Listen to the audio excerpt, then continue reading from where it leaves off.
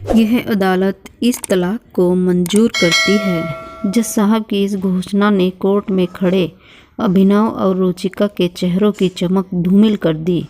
दोनों की जिंदगी का फैसला हो चुका था। दोनों अब विवाह बंधन से मुक्त थे।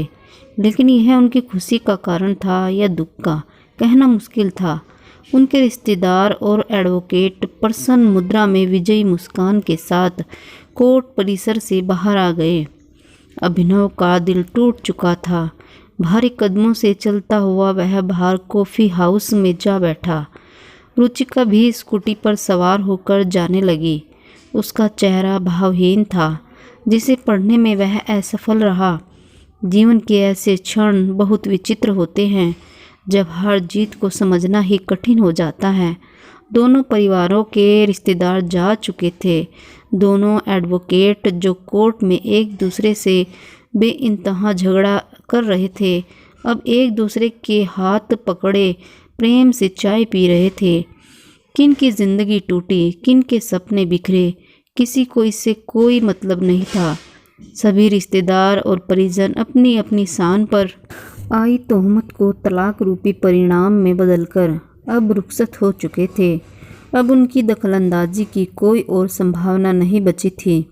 रुचिका अब उसके सामने से गुजर रही थी। एक नज़र उसने अभिनव को देखा। दोनों ठिठके भी, लेकिन शायद अहम की दीवारें भावनाओं से ज़्यादा मजबूत थी। वह स्पीड बढ़ाकर निकल गई। उसका आक्रोश शायद स्कूटी की स्पीड पर निकल रहा था। तभी तेज़ कर्कश आवाज़ गूंजी और अभिनव ने रुचिका की स्कूटी को सामने से आती कार से टकराते देखा। वह दौड़ पड़ा। रुचिका सड़क पर बेसुध पड़ी थी।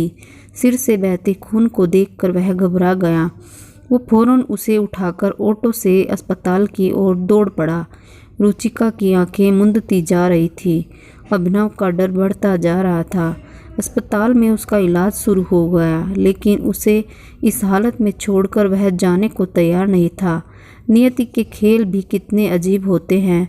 इंसान जब करीब हो तो दूर हो जाते हैं, और दूर रहने पर मोहर लग जाए तो नज़दीक आना संयोग बन जाता है। ज़्यादा दुखद पहलू तो यह था कि एक्सीडेंट की खबर उसके भाई भाभी को मिल चुकी थी, लेकिन अभी तक दोनों का अस्पताल में आगमन नहीं हो पाया था। खून के रिश्ते अक्सर विपरीत अनुभव देते हैं। रुचिका के माता पिता तो थे नहीं, बस भाई और भाभी थे। भाभी सुप्रीम कोर्ट के एडवोकेट से कम नहीं थी। दूसरे रुचिका के बड़े जीजा भी कुछ ज़्यादा ही समझदार थे। हकीकत यह थी कि पीहर में उन दोनों की ही चलती थी, जिनकी सोच में भावनाओं से ज़्यादा जोड़ तोड़ के कारनामे छुपे होते थे। रुचिका को होश आ गया था। वह असमंजस भाव से बोली, आप यहाँ क्यों? मुझे यहाँ नहीं होना चाहिए था।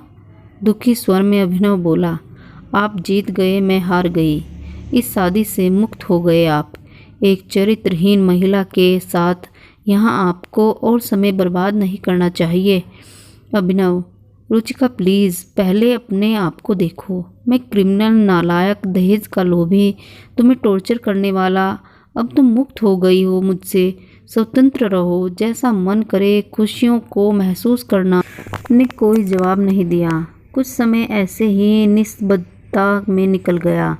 फिर धीमे स्वर में बोली, पैर का ऑपरेशन नहीं करवाया ना आपने? नहीं, अब दर्द महसूस नहीं होता मुझे। अभिनव शांत स्वर में बोला, क्यों? मैंने कसम दिलाई थी अपनी, वो तो मान लेते। मुझे ऑपरेशन से भी बड़ा काम करना था रुचिका। आप कब समझोगे? अपने लिए भी जीना सीखो, सबका ख्याल, लेकिन खुद। उदास रुचिका ने वाक्य अधूरा छोड़ दिया। नहीं, अगर ख्याल रखता तो तुम्हें यूं न खोता। एक हारा हुआ इंसान हूँ मैं। ऐसा नहीं कहते अभिनव, शायद मेरी नियति ही ऐसी थी। माहौल बहुत गंभीर हो गया था। अभिनव रुचिका की आंखों में आए आंसुओं को पोंछ रहा था। सुनो, आप मुझे वो कोर्ट डिक्री वाले 6 लाख रुपए मत देना। अरे नहीं, वो तो मैं तुम्हें ज़रूर चुकाऊंगा, चाहे खुद को बेचना ही क्यों न पड़े। अभिनव दृढ़ स्वर में बोला, प्लीज़ अभिनव, मुझे नहीं लेने पैसे। क्यों? अब क्या हुआ? कोर्ट में तो तुम्हारा वकील मुझे असक्षम साबित करने पर तुला था, तुम्हारा ख्याल रखने में नाकाबिल। अभिनव के स्वर में आक्रोश उभर रहा था। मुझे अब आत्मनिर्भर बनना है, कोई रखरखाव, कोई जिम्मेदारी किसी और की नहीं। रुचिका गंभीर हो गई। नहीं रुचिका, तुम पैसे ले लेना, मैं नहीं चाहता तुम अब दर दर की ठोकरें खाओ। भैया भाभी के आगे हाथ फैलाओ। रुचिका का चेहरा मुरझा गया। अभिनव ने उसकी दुखती रग पर हाथ रख दिया था। कितना भी दिखावा करे, लेकिन हकीकत यही थी।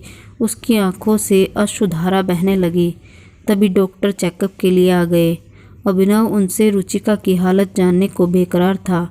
डॉक्टर ने मीठी झिड़की देते हुए कहा, मिस्टर, अपनी वाइफ का ख्याल रखो, बच ही गई आज वरना। अभिनव को समझ नहीं आ रहा था कि वो क्या बोले। पिछले 2 साल से दोनों अलग रह रहे थे। तलाक की पहल रुचिका की ओर से हुई थी। इसमें उसकी भाभी और जीजा की मुख्य भूमिका थी, जिनकी सोच अभिनव से कभी मेल नहीं खाई। सच तो यह था कि आज वह उसे दिल से चाहता था। तलाक को रोकने के लिए उसने कई प्रयास भी किए, लेकिन बातचीत या संपर्क स्थापित ही नहीं हो पाया। कोर्ट में भी दोनों बोलने को हुए, लेकिन भाभी दीवार की तरह हमेशा बीच में खड़ी मिली। डॉक्टर जा चुके थे। रुचिका फिर से बोलने लगी, आप घर जाइए प्लीज़। आपकी मम्मी खुशखबरी सुनने को तड़प रही होंगी। तुम्हें इस हाल में छोड़कर कैसे जा सकता हूँ? दुखी मन से अभिनव बोला, अरे अब हमारा रिश्ता ही क्या रह गया है। एक मोहर ने तुम्हें आज़ाद कर दिया है। तुम मुझे ही दोष क्यों दे रही हो? तलाक के पेपर्स तो तुम्ही ने भेजे थे। चलो छोड़ो, अब सब बदल गया है। अलग रास्ते, नई जिंदगी, इसलिए फॉर्मेलिटी छोड़ो। रुचिका की हंसी के पीछे का दर्द साफ झलक रहा था। एक बात पूछूं, क्या तुम्हें सच में लगता है कि मेरे किसी और से प्रेम संबंध थे? अभिनव ने उदास स्वर में पूछा। नहीं, मैं जानती हूँ आप ऐसे नहीं हो। तो फिर तुमने कोर्ट में मेरे लिए ऐसी बातें क्यों कही? इसलिए ताकि आप मुझसे पीछा छुड़ा सको। आपके घर वाले यही तो चाहते थे कि मैं आपकी ज़िंदगी से दूर हो जाऊं। अभिनव कुछ और बोल पाता, उससे पहले ही रुचिका के भाई भाभी दनदनाते हुए आ पहुँचे। भाई अभिनव पर गरजने लगा, मिस्टर, अब क्या जान लेकर ही मानोगे मेरी बहन की? अभिनव खून का घूंट पीकर रह गया। वहाँ हंगामा खड़ा करना व्यर्थ था। भाई रुचिका को समझा रहा था कि अब सब अभिनव का ही किया धरा है। वो बदला लेने के लिए उसकी जान तक ले सकता है। रुचिका अब और चुप नहीं रह सकी। प्लीज़ मुझे अकेला छोड़ दो, मैं अब जीना नहीं चाहती। अभिनव का वहाँ रहना और संभव नहीं था। घर पहुँचते ही उसे एक और झटका लगा। ड्राइंग रूम में बहन बहनोई वगैरह सब जीत का जश्न मना रहे थे। टेबल पर मिठाई सजी थी। मानव मन की ऐसी विचित्रता पर उसे कोफ्त होने लगी।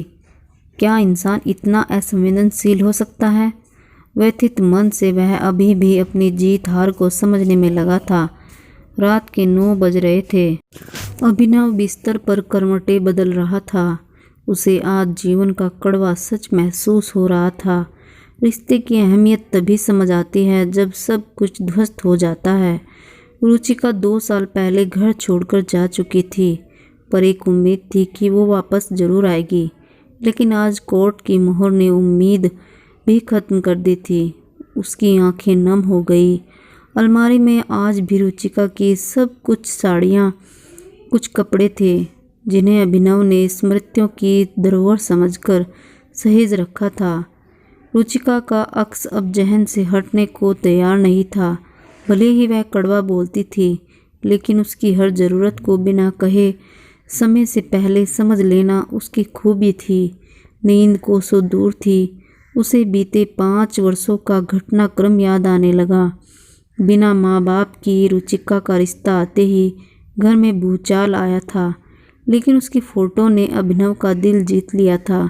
सुंदर, सुशील और जमाने की सताई सी दबी छुपी छवि को अभिनव ने आंखों ही आंखों में पढ़ लिया था। जब वह उसे देखने गया तब गंभीर मूर्त की तरह बैठी रुचिका की आंखों ने बहुत कुछ बयां कर दिया था। उसमें अन्य लड़कियों जैसा उमंग और जोश नजर नहीं आया था। उसकी एक, आपको जीवन में मुझसे कभी कोई शिकायत नहीं मिलेगी। ने जीवन अभिनव का दिल जीत लिया था। इस एक पंक्ति ने ही शादी का फैसला कर दिया था। ससुराल में रुचिका ने अपने वायदे को पूरी तरह निभाया, लेकिन शायद परिस्थितियों के साथ वह समायोजन नहीं कर पाई। अम्मा गाहे बगाहे उसे कोसने से बाज न आती। फिर जब छोटी बहू अमीर घराने से आ गई तो रुचिका का जीवन और कठिन हो गया। अभिनव के पास कोई स्थायी रोजगार नहीं था, जबकि छोटा भाई सीए बन चुका था। भाई की बड़ी आमदनी ने अभिनव को बड़े से छोटा बना दिया और रुचिका को और ज़्यादा महत्वहीन। वह टूटती चली गई। 3 साल ऐसे ही किचकिच में बीत गए और एक दिन अभिनव की अनुपस्थिति में उसके भाई और जीजा उसे पीहर छोड़ आए। अब बात मान सम्मान और अहम में फंस गई। जिन्हें अपने जीवन का फैसला करना था वो अन्य लोगों के अभिमान में उलझकर रह गए। अभिनव ने पहल भी की, लेकिन सामर्थ्यहीन होकर उसने भी घुटने टेक दिए। रुचिका शायद इतनी निराश हो चुकी थी कि अब ससुराल में उसे कोई उम्मीद की किरण नहीं दिख रही थी। अचानक मोबाइल की घंटी बजी। स्क्रीन पर रुचिका का नाम डिस्प्ले हुआ। अभिनव ने तपाक से कॉल रिसीव किया। रुचिका भर्राई आवाज़ में बोल रही थी, भैया ने बहुत गलत कहा आपके लिए। उनकी तरफ से मैं आप माफ़ी मांगती हूँ। छोड़ो ये सब। कैसी तबीयत है अब? कौन है तुम्हारे पास अस्पताल में? अभिनव ने पूछा। कोई नहीं है। अकेली हो? खाना खाया या नहीं? नहीं, इच्छा नहीं खाने की। हद करती हो। रुको मैं आता हूँ। अरे नहीं, आप परेशान न हो। पागल हो? रात में तबीयत बिगड़ गई तो? कुछ नहीं बिगड़ेगा अभिनव। मौत मेरे नसीब में नहीं। प्लीज़ रुचिका, ऐसी बातें मत करो। मैं अभी भी तुमसे बहुत प्यार करता हूँ। अभिनव ने एक पल की भी देरी किए बिना अस्पताल का रुख किया। थोड़ी देर के पास पहुँच गया, जिसकी प्राय सभी को रहती है। कुछ पल की मौन स्तब्धता के बाद अभिनव बोला, रुचिका, मेरी एक बात मानोगी क्या? रुचिका के स्वर में उम्मीद की झलक महसूस हो रही थी। वापस चलो तुम, मुझे तुम्हारी ज़रूरत है। रुचिका के मुंह से शब्द उच्चारित नहीं हो रहे थे। उसका सिर अभिनव के सीने से सट गया। अभिनव ने उसे बाहों में भर लिया। पूर्व में हुई गलतियों को दोनों ने समय रहते सुधार लिया। दोस्तों, आपको हमारी ये कहानी कैसी लगी? पसंद आई तो लाइक, शेयर और सब्सक्राइब ज़रूर करें। मिलेंगे एक नई कहानी में। तब तक के लिए नमस्कार। स्वस्थ रहिए, मस्त रहिए और मुस्कुराते रहिए।